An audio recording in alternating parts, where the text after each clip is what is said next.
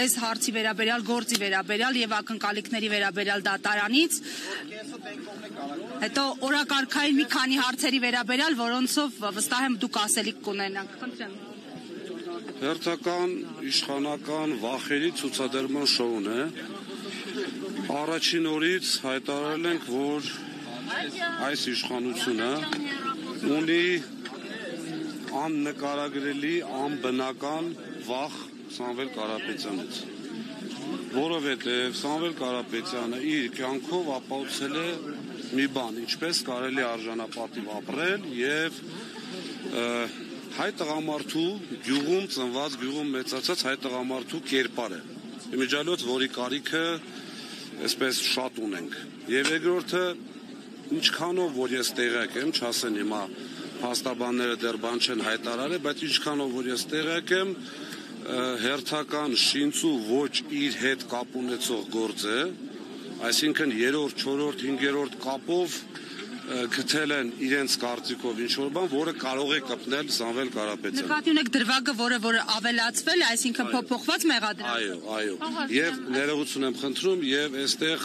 մի շատ կարևոր հանգամանք, ես ուզում եմ, որպեսզի մեր բոլոր հայրենակիցները, ովքեր լսում են, ուշադրություն դարձնեն մի բանի վրա։ Սամվել Կարապետյանը, մի անգամ ասել եմ, կրկնում եմ, երևի թե այդպիսի հաշվարկ գոյություն չունի, ինչքան բարեգործություն է արել, բայց այս պահին էլ դեռ իր կարծիքը չի փոխել, որ բարեգործությունները չպետք է բարձրաձայնվեն։ Այսինքն ստացվում է իրենց խելքով, իրենց կարճ խելքով, որ Սամվել Կարապետյանը պատրաստ է շատ մեծ բարեգործությունների, բայց այստեղ ինչ որ փողերի լվացումով զբաղվի։ Մի քիչ ծիծաղելի է, չի կարելի, այսինքն բաներ կա, որոնք որ լսելն է անգամ զզվելի։ Այսինքն այնքան անհիմնավոր են եղել պարոն Ղազինյան այն նախկին մեղադրանքները, որ նորեն են, հա, փորձում գտնել, որպեսզի գոնե դատարանին ինչ-որ մի թղթով համոզեն։ Տեսեք, իմ կարծիքով առաջին հոդվածը, որ դրվել է այդ սահմանադրական կարգի տապալման կոչը, միջին ծանրության արարք է։ Այսինքն այդ արարքով ընդհանուր նորմալ դատարանի պարագայում կալանք չի։ Կալանք կարելի է տալ, բայց չեն անում։ Հիմա պատկերացրեք մի իրավիճակ, որ մեկ անգամ տվեցին, երկրորդ անգամ այստեղ դատարանը որոշեց, որ այդ փողերի լվացումով գործի հիմնավոր կասկածով, որը ենթադրվում է, այո, որ չի կարող,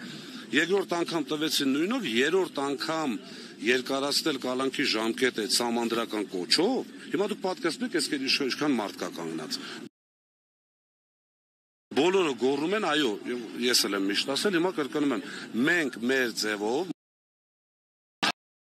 մասնակցելու ենք այդ ամեն ինչին, այսինքն ցիտում եմ Սամվել Կարապետյանին։ Չեք վախենում կալանավորվել։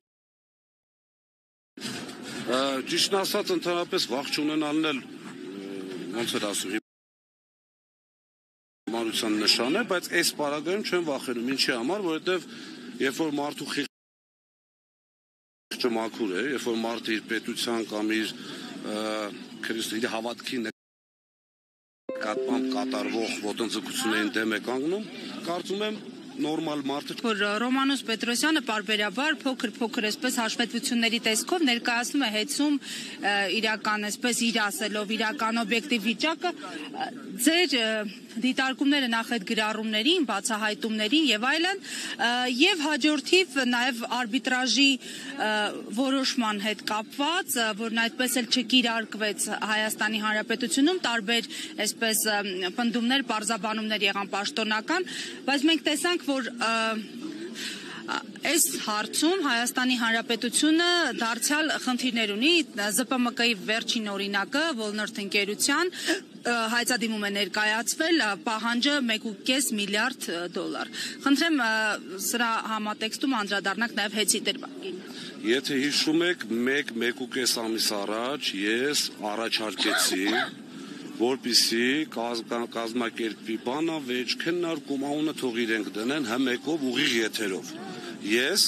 հանձնաժողովի նախագահ Մեսրոպը եւ կառավարիչը։ Եկեք ֆիքսենք, որ ամիսուկես է որևէ լուրջ չկա, ես այդ էջ ուզում եմ փակեմ, ուղղակի ֆիքսելով, որ վախեցան, չեկան, որովհետև երբ որ բաց ես թողում, իրենց թվում է, թե դե բաց է, մի օր կհամաձայնվենք, մի օր չենք կարող, ֆիքսում ենք, որ վախեցան, փակում ենք։ Երկրորդը, եթե մարդ բան է ունենում ասելու, իր էջով չի նստում գրում, երկրորդ կարծիքը չլսելով, չգիտեմ, գիտեք,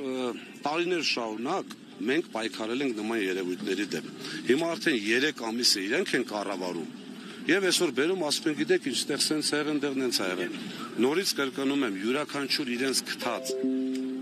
այսպես արատավոր երևույթ, որի դեմ մենք տարիներով պայքարել ենք եւ հաջողության ենք հասել հաշվի առնելով այսօր հեծի վիճակը,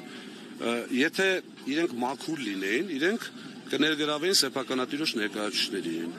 Առաջի օրը այն չեկած արդեն ես ձև չունեի աշխատելու, ապօրին հրամանով ազատեցին։ Լավ, եթե մենք այդքան մեղավոր ենք, ինչի՞ չեք ուզում մեր հետ քննարկեք, նույն հմեկի տաղավարում ապացուցեք իմ կատարած, այսպես ասած, հանցանքները, սխալները։ Հիմա այդ վախը արդեն բնորոշում է, որ իրենք բան չունեն։ Պարոն Ղազինյան, եւ վիճակի մասն էլ շարունակեց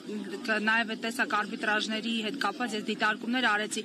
Հայաստանի ներդրումային վիճակը ինչպես է այսօր գնահատում, որպես ժամանակին ամենամեծ, այսպես մասնավոր ընկերության ներկայացուցիչ եւ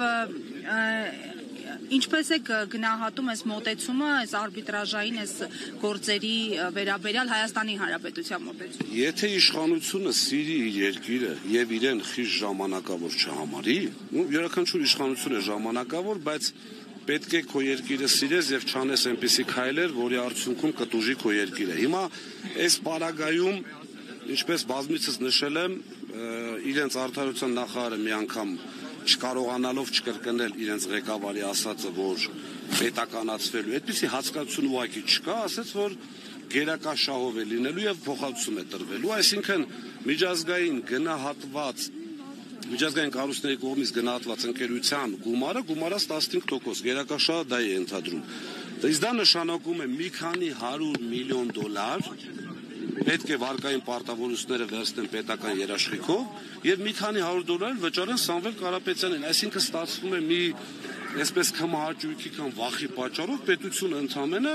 չեմ ուզում մա կոնկրետ թիվ ասեմ, որ չասեմ չգնահատած վիճակում թիվ ասում, բայց հավատացեք շատ մեծ թիվ է։ Ինչ վերաբերում է արբիտրաժին, այս քայլերով արդեն նվազել են միջազգային ներդրումները, ավելի են նվազել, որովհետև կրկնում եմ, չի կարող նորմալ գործարար, որը միջև իր ներդրում կատարելու ուսումնասիրում է տվյալ երկրի օրենսդրությունը, ուսումնասիրում է տվյալ երկրի իշխանությունների պահվածքը, չի գալու այստեղ ներդրում անի, հավատացած եղեք, բացի մեր կողմից այսպես թշնամի համարված երկու երկրներից, որովհետև նրանք փորձելու են բերել այդ գումարը դնեն այստեղ, գումարով ազդեցության լծակներ վերցնել։ Ոչ մեկ այլևս չի։ Զուգահեռ իրականությունում կարծես այս ներսի գործարարներին են փորձում ակտիվացնել էկոնոմիկայի նախարարն է հանդիպումներ կազմակերպում, ասում են նախընտրական ինչ-որ իրենց կշիռ ունեցող մարդկանց փորձում են ներգրավել։ Նրանց արդյոք այդ գործարարները այս ռիսկերը չեն տեսնում, ներսի գործարարների մասին է խոսքը։ Գիտեք, իմ շփումներն էլ քիչ չեն, շրջապատել Փարքաստու քիչ չի եւ ես ճանաչում եմ եւ աշխատել եմ եւ շարունակելու եմ աշխատել եւ մտերմություն անել Հայաստանի ամենախոշոր գործարարի պարոն Կարապետյանի հետ, հավատացած եղեք այդ շոուները կազմակերպած 90 եւ ավել տոկոսը ոչ իրենց կամքով են գալիս։ Ուղղակի պատկերացրեք իրավիճակ մարդու բիզնես, ինչ են անելու։ Չգալու դեպքում բացակայել են իրանում մարդկանց պատճառով։